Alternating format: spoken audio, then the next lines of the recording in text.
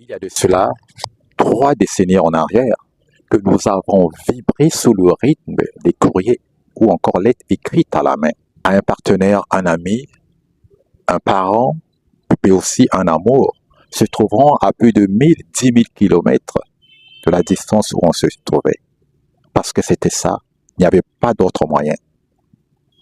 Et il fallait de la patience, d'attendre un retour du courrier envoyé avec parfois déception, mais aussi il fallait se préparer pour entendre que monsieur, votre courrier n'est pas arrivé ou envoyé, ou tout simplement, il a été égaré quelque part. Voilà ce qui faisait mal. Mais aujourd'hui, avec l'arrivée de l'Internet, tout a changé.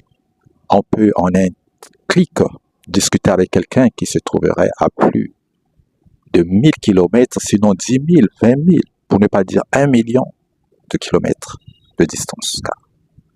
Voilà l'avantage.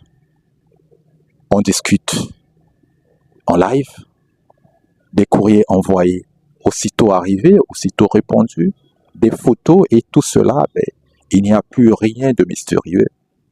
Et c'est ce que nous en sommes contents et nous réjouissons de telles innovations.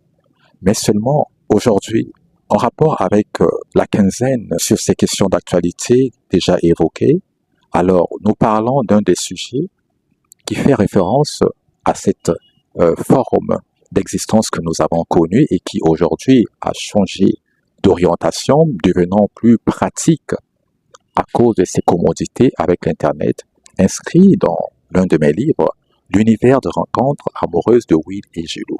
Alors, l'Internet a fait également son affaire pour permettre à ces rencontres en ligne, dans le but de pouvoir se faire des amis et pourquoi pas en cherchant également un partenaire de vie parce que c'est tout ça qui fait la vie.